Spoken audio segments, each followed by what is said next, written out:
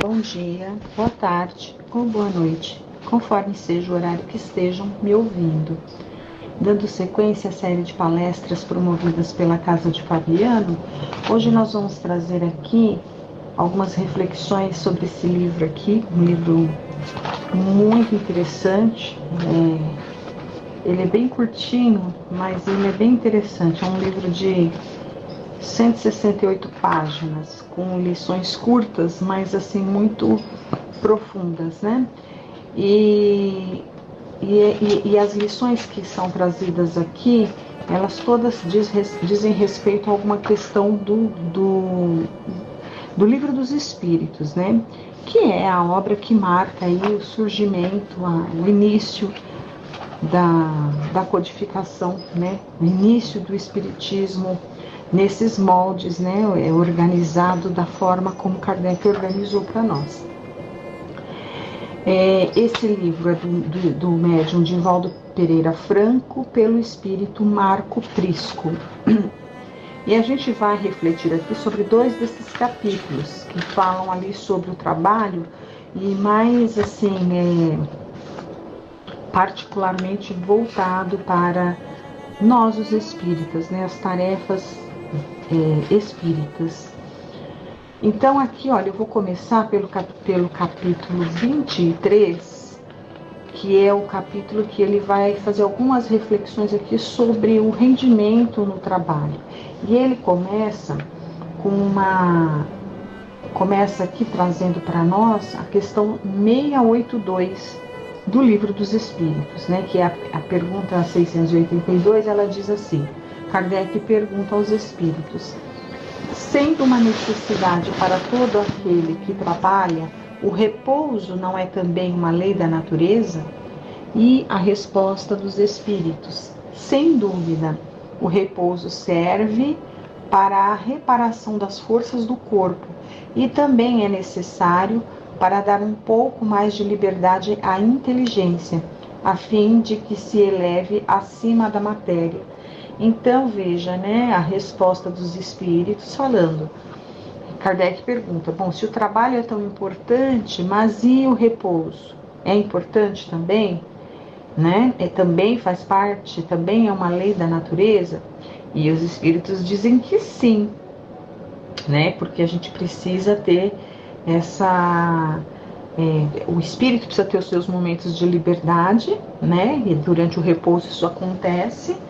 E o corpo também precisa, é uma máquina, né? E como toda máquina, que quando você usa e nunca para de usar, ela se exaure, ela quebra, ela pifa por excesso de uso, o nosso corpo também. Então a gente precisa do sono, né? O sono reparador de preferência, que é algo que está sendo cada vez mais raro nos tempos atuais. E então a pergunta é essa, porque a gente entende, né? O que se preconiza muito entre nós os espíritas é que é o trabalho, né? Trabalho. Damos uma ênfase muito grande para o trabalho, que é através do trabalho que nós vamos evoluir, e é mesmo, né? Que nós não estamos aqui na Terra numa colônia de férias, estamos aqui para evoluir. A evolução, ela pressupõe atividade, ação, trabalho, né? Então, como se preconiza isso demais, Kardec fez essa pergunta: mas e o repouso, né? Porque a gente percebe muitas vezes que quem abraça uma tarefa, o próprio Kardec é um exemplo disso, né? Abraçou ali com fervor, né? Com dedicação, e trabalhou exaustivamente. Então se pergunta: mas e o repouso? Mas a gente vai entender que cada um trabalha, cada um dá o que tem, né? Quem trabalha muito é porque tem condição de dar muito. Mas evidentemente que ainda assim não exclui a possibilidade do repouso. Mas certamente uns trabalham mais do que outros, né? E esses que trabalham mais, aí a gente tem que analisar, né? Por que trabalha mais? Por um excesso do quê? De ideal, e um ideal que está de acordo com as suas forças, seguindo ali a quantidade, né? ou trabalha muito por excesso de ambição, negligenciando inclusive as próprias forças. Isso é um desequilíbrio. E por outro lado tem outra questão, que é aqueles que trabalham pouco ou não trabalham nada. E às vezes esse que trabalha pouco, mas trabalha, né? Pouco. Então aquele que trabalha pouco. Mas se aquele pouco é o máximo que aquela pessoa, que aquela individualidade consegue dar, e faz isso com a melhor das intenções, visando o seu melhor, também tem o seu valor. Agora, se trabalha pouco por preguiça, também arcará com as consequências disso. O ócio, então, é o oposto do trabalho. O ócio é a negação dessa lei da natureza que é o trabalho. Então, se é a negação, obviamente que se afasta das leis de Deus. Sendo o trabalho uma das leis de Deus, né, uma das leis da natureza, o ócio, que é o seu imediato oposto, se afasta das leis de Deus. E como todo efeito precede uma causa anterior, então tudo que decorre desse ócio, tudo que se afasta das leis de Deus, gerará uma consequência que não será boa. Né? Então, feitas essas preliminares, a gente vai aqui então, olha, para o texto do Marco Prisco. Depois do dever bem cumprido, o lazer assume a função de um novo dever. Então, a gente tem o dever de se divertir, de descansar, de ter momentos de lazer. Digno é o trabalhador do seu salário. Então, também, né, aqui a condenação dos trabalhos escravos. Todo trabalho deve ser remunerado e de maneira justa. A paz é a moeda do trabalho. Frases curtas e profundas. Por que a paz é a moeda do trabalho? Porque o nosso espírito, ele traz gravado em nós que a gente veio aqui para evoluir. Não portanto, o ócio, como acabamos de dizer, é flagrantemente contrário à lei do trabalho, à lei de Deus. Então, nós sabemos que temos que trabalhar. E quando a gente trabalha, o que a nossa consciência nos aponta? Paz. Por quê? Porque estamos cumprindo com uma obrigação, não só do trabalho em si, mas uma obrigação assumida conosco mesmo e com Deus antes da encarnação, de vir aqui trabalhar para evoluir. A alegria é mensagem da vida. Trabalha melhor aquele que ama o serviço, obviamente, amar o serviço. E como que a gente ama o serviço? Quando a gente só faz o que gosta? Não. Obviamente que quando a gente faz o que a gente gosta, a satisfação é maior. Mas a gente não está aqui para fazer só o que a gente gosta. A gente faz o que deve ser feito.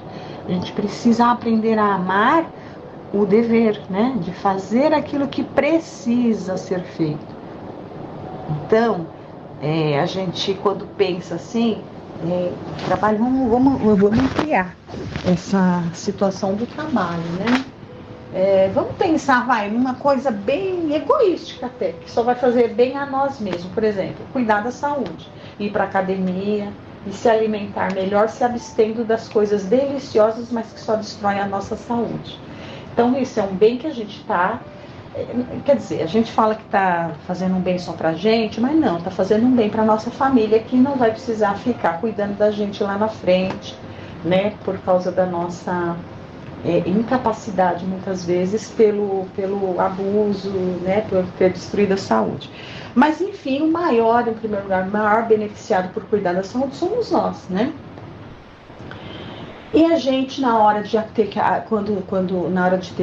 não quero acordar cedo para ir para academia, é muito ruim, é um desconforto. Então isso aí cai até para o lado da filosofia, né?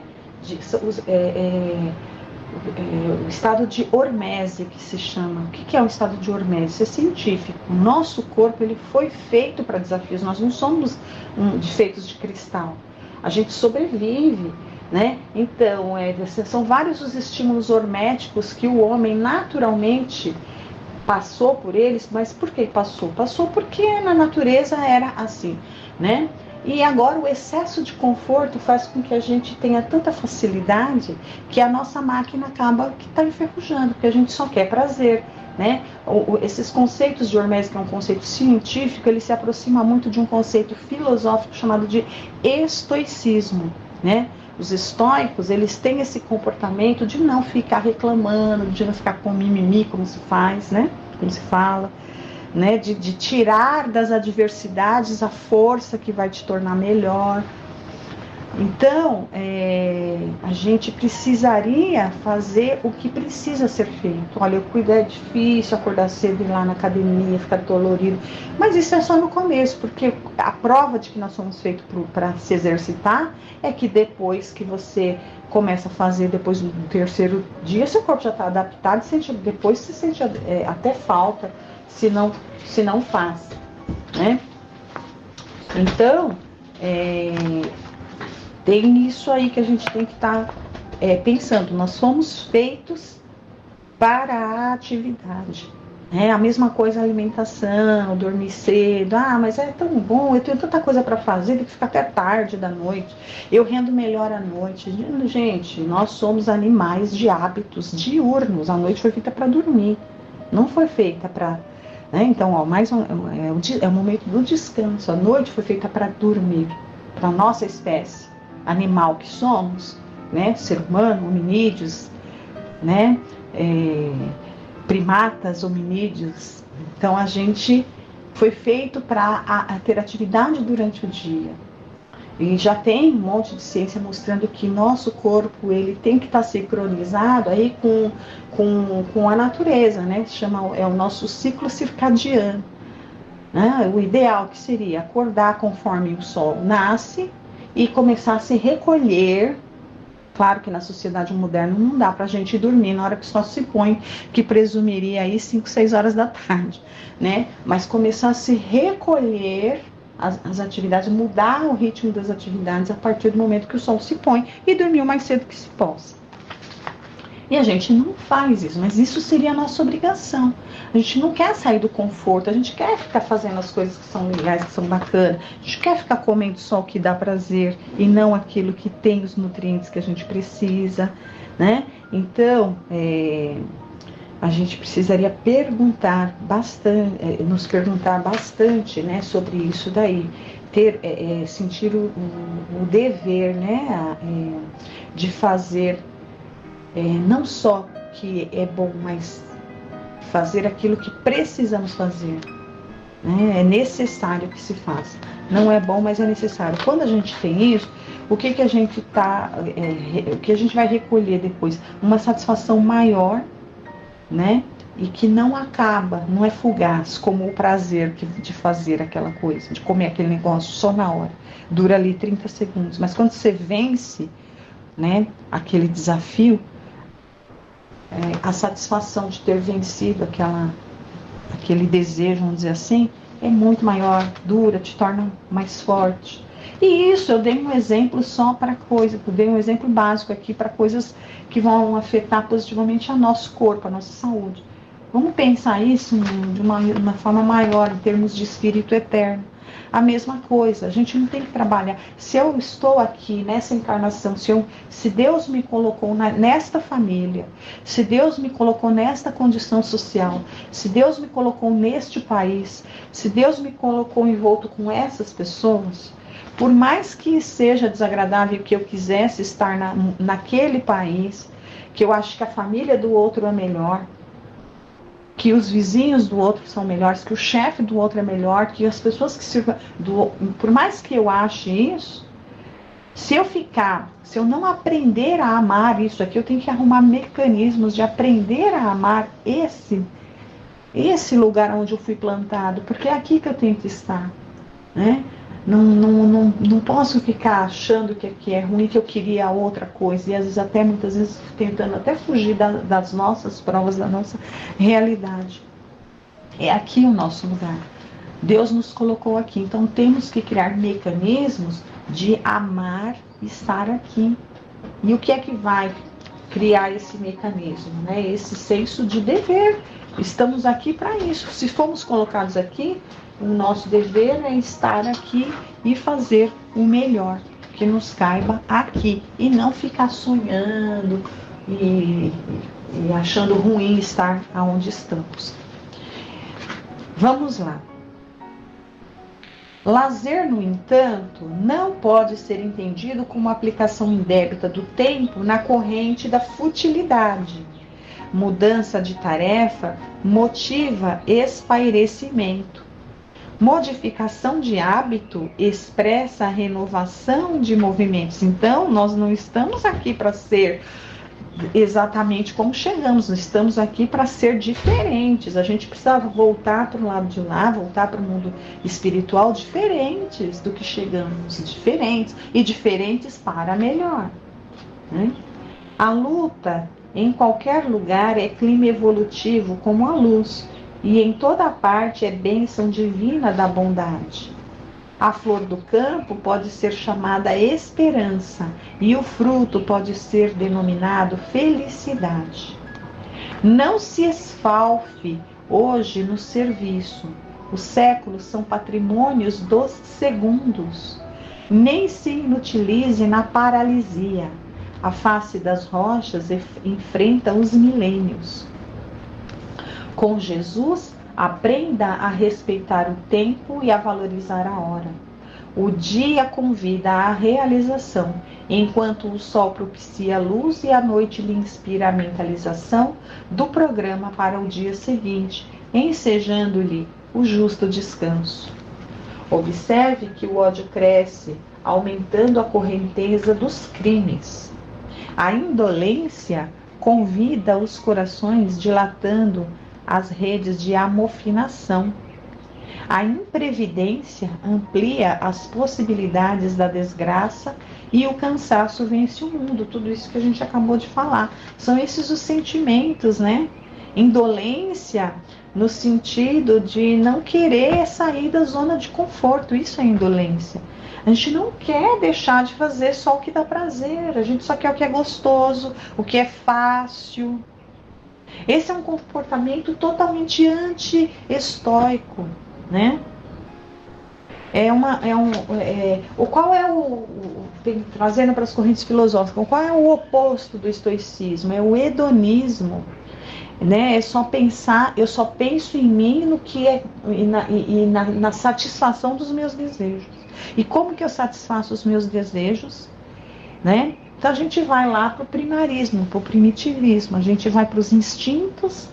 Eu quero matar minha fome, mas eu não quero matar minha fome com coisa que não me dá prazer. Eu quero matar minha fome só com coisas que me dão prazer. Só que não, né?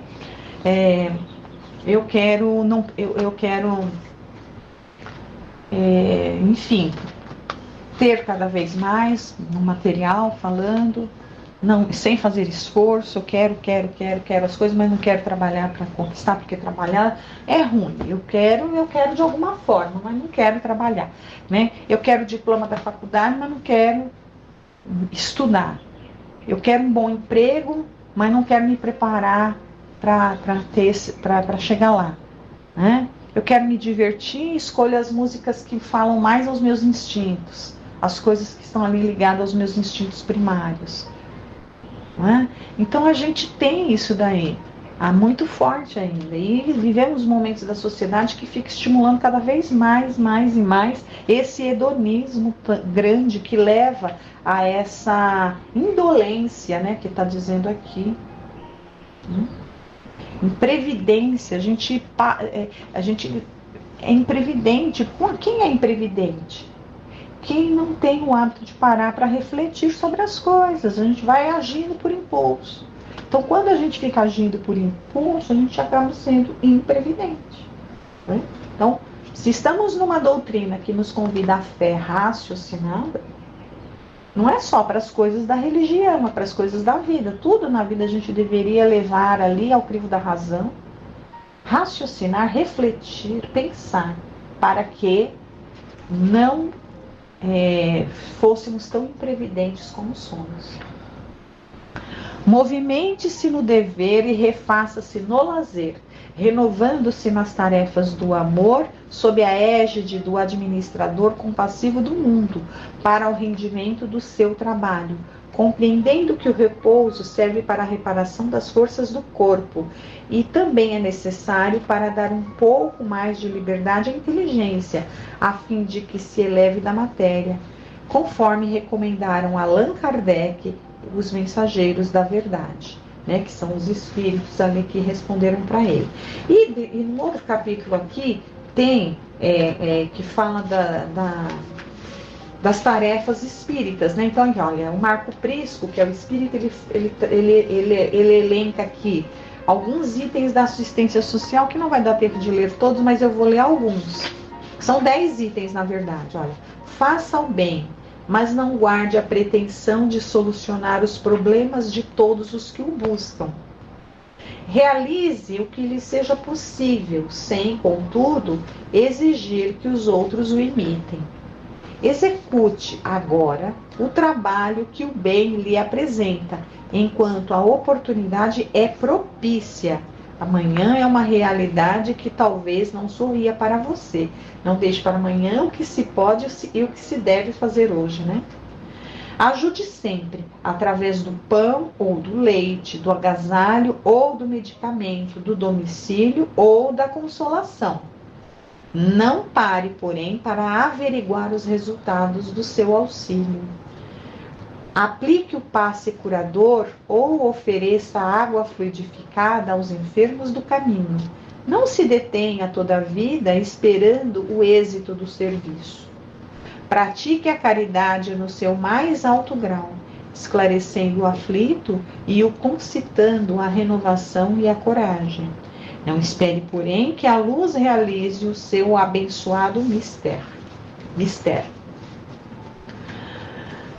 Ajude a escola e o hospital, a creche e o lar, o asilo e o manicômio. Não olvide, entretanto, a sementeira do Evangelho, ofertando o pão que mata a fome do espírito para sempre. Não se desequilibre quando lhe faltarem os recursos materiais para o auxílio. A prece em favor de alguém é um patrimônio de luz ao alcance de todos. Evite a irritação nos serviços da assistência aos menos favorecidos.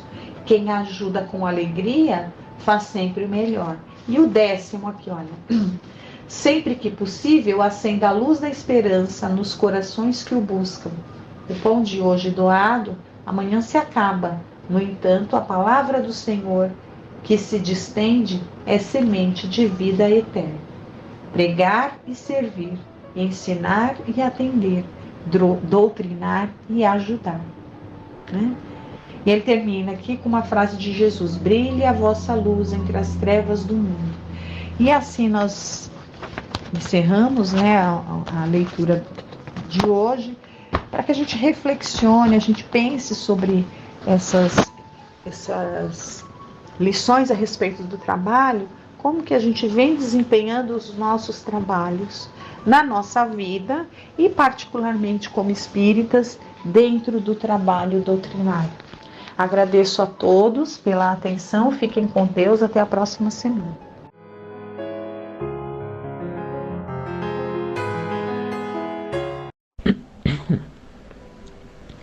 Boa noite a todos, desejo que todos estejam bem. Nós vamos ver agora, nessa parte das reflexões, um texto do livro Religião dos Espíritos. Esse livro foi psicografado por Chico Xavier, editado pelo Espírito Emmanuel. Este livro tem 91 itens.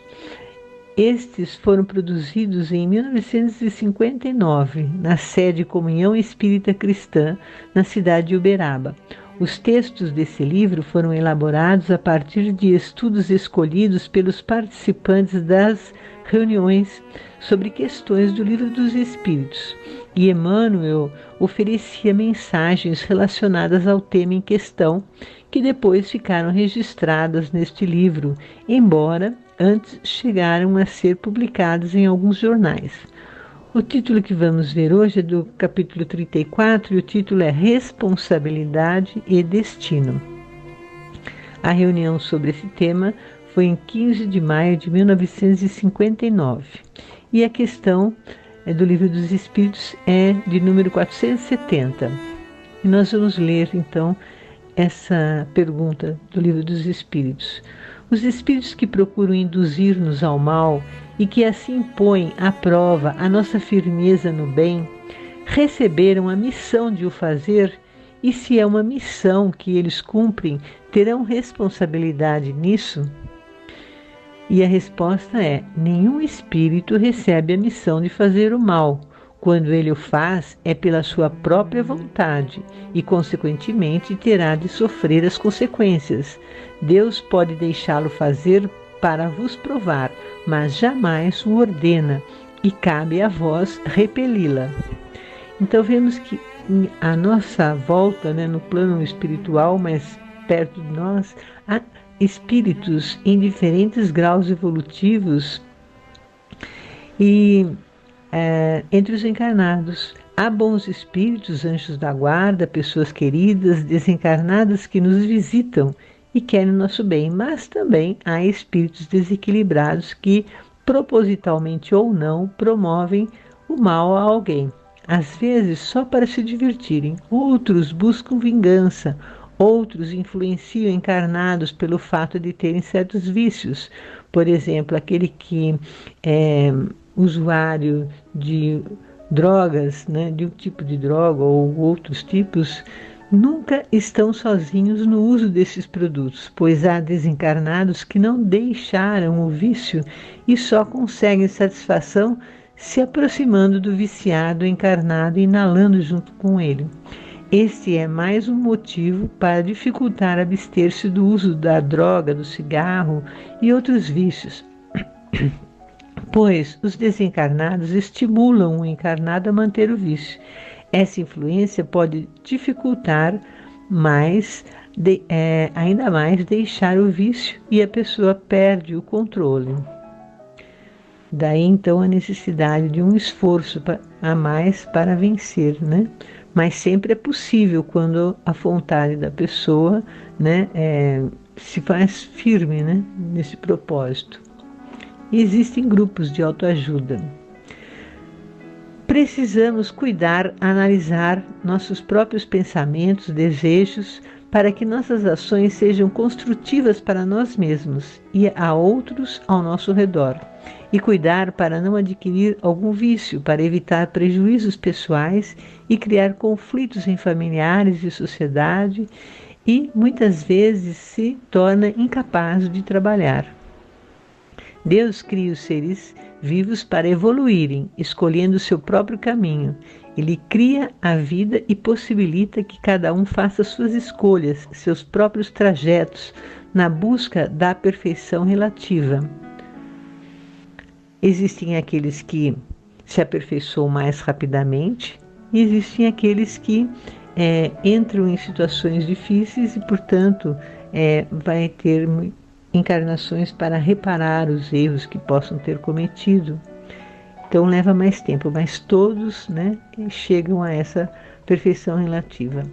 Há aqueles que erram por desconhecimentos e há aqueles que já sabem o que é certo e errado, mas escolhem o caminho das dificuldades. Porém, passarão por provas pelas quais o levarão a concluir que somente vivenciando as leis divinas podemos ter paz e boas realizações.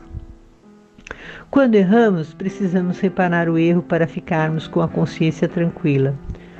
Quando tomamos consciência do erro, porque chega um dia em que tomamos consciência do erro cometido. Como vimos na questão, sempre somos livres para escolher, mas vamos colher o que plantamos. E isto não é castigo, mas é consequência. Se não cuido da saúde, fico doente. É uma consequência de minha escolha, mas Deus não abandona seus filhos e, portanto, dá outras oportunidades de se recuperar. Portanto, a maldade não vem de Deus, pois Deus é a perfeição e, portanto, jamais envia alguém para prejudicar quem quer que seja.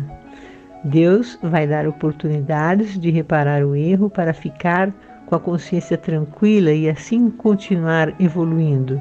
E também envia e possibilita que espíritos amorosos auxiliem as pessoas em sofrimento. Mesmo aqueles que cometem erros também têm seu espírito protetor, seu anjo da guarda, né? Mas se eles não querem ouvir, ele pode se afastar por um tempo. Vejamos o tempo trazido para nós por Emmanuel. Aliás, vejamos o texto que Emmanuel nos traz pela psicografia. Espírito este que trabalha para que nós deste planeta possam progredir espiritualmente e assim adquirir o direito de continuar vivendo neste planeta quando a Terra se tornar um planeta de regeneração. Tempo este em que haverá paz, respeito e misericórdia entre todos que estiverem aqui. Vejamos então o texto de Emmanuel sobre essa questão. O Criador, que estabelece o bem de todos como lei para todas as criaturas, não cria espírito algum para o exercício do mal. Né? Deus é amor, então ele só cria tudo voltado para o bem. Embora ele dê o livre-arbítrio, mas ele dá o direito das pessoas fazerem suas escolhas. A criatura, porém, na terra ou fora da terra, segundo o princípio de responsabilidade, ao transviar-se do bem, gera o mal por fecundação passageira de ignorância que ela mesma, atendendo aos ditames da consciência, extirpará do próprio caminho em tantas existências de abençoada reparação quantas se fizerem indispensáveis. Então, na medida que nós vamos errando e propositalmente, nós vamos criando provas e mais provas e, portanto, levamos mais tempo para chegarmos ao aperfeiçoamento, né, moral e intelectual. Continuando a leitura. Deus concede ao homem os agentes da nitroglicerina e da areia e inspira-lhe a formação da dinamite por substância explosiva capaz de auxiliá-lo na construção de estradas e moradias. Mas o artífice do progresso quase sempre abusa do privilégio para arrasar ou ferir, adquirindo dívidas clamorosas em sementeiras de ódio e destruição. Empresta-lhe a morfina por alcaloide beneficente a fim de acalmar-lhe a dor. Entretanto, enfermo amparado, em muitas ocasiões, escarnece do socorro divino, transformando-o em corrosivo entorpecente das próprias forças, com que prejudica as funções de seu corpo espiritual em largas faixas de tempo.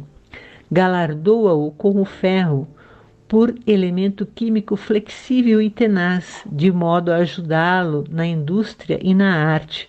Todavia, o servo da experiência, em muitas circunstâncias, converte-o no instrumento da morte, a desajustar-se em compromissos escusos que lhe reclamam agonia e suor.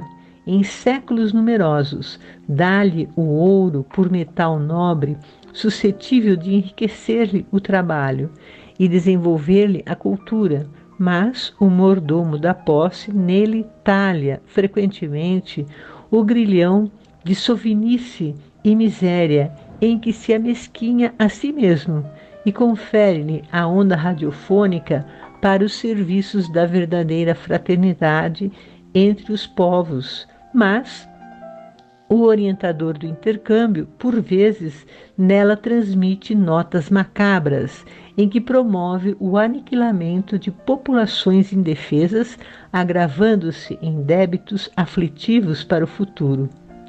É assim que o Supremo Senhor nos cede os dons inefáveis da vida, como sejam as bênçãos do corpo e da alma e os tesouros do amor e da inteligência. Do uso feliz ou infeliz de semelhantes talentos, resultam para nós vitória ou derrota, felicidade ou infortúnio, saúde e moléstia, harmonia e desequilíbrio, avanço ou retardamento nos caminhos da evolução. Examina, pois, a ti mesmo e encontrarás a extensão e a natureza de tua dívida, pela prova que te procura ou pela tentação que padeces, porque o bem verte puro de Deus, enquanto que o mal é obra que nos pertence, transitório fantasma de rebeldia e ilusão que criamos ante as leis do destino por conta própria. Esse texto oferece alguns exemplos dos bens que Deus nos oferece para podermos desenvolver nossas competências voltadas para o bem, mas o bem não só para mim mesmo, mas também aos nossos semelhantes. Ainda não aprendemos a fazer bom uso dos bens que temos em nossas mãos. Precisamos aprender a pensar em nós e não a pensar somente em mim, né? Pensar no conjunto, né, das pessoas e não apenas só em mim, né? E cultivando o egoísmo, pensando apenas no eu, fazemos mau uso dos bens oferecidos para o nosso progresso intelectual e moral. E com isso criamos provas para o futuro, para reparar, mas principalmente para introjetar em nós as leis divinas que são sábias. Somente seguindo essas leis é que conseguiremos a verdadeira felicidade. Precisamos tomar cuidado pela busca da felicidade momentânea a qualquer preço. Vamos ver aqui agora uma poesia do livro Pássaros Humanos, de diversos autores, mas nós vamos ver aqui uma poesia de Cassimiro Cunha. Trilogia Celeste. Se desejas respirar a vida superior, não desdenhes estender serviço, perdão e amor. Muitos transportam consigo tédio e luta, sombra e dor, por lhes faltarem a vida, serviço, perdão e amor. Repara o mundo em que vives e, atento, seja onde for, colherás em toda parte serviço, perdão e amor. O sol, o mar, a montanha, o caminho, a fonte e a flor espalham alegremente serviço, perdão e amor. Em tudo perceberás a essência do Criador, luzindo e frutificando serviço, perdão e amor. Assim, pois, estrada afora, por trio renovador, guarda sempre, onde estiveres, serviço, perdão e amor. Não carregues por algemas tristeza, mágoa e rancor. Liberta-te, semeando serviço, perdão e amor. Injúrias, pedras, ofensas, injustiça, desprimor, oferece a cada golpe serviço, perdão e amor. Onde surge o sofrimento, gritando, escarnecedor, silencia, cultivando serviço, perdão e amor. Todo o Evangelho do Cristo refúgio consolador, na trilogia celeste, serviço, perdão e amor.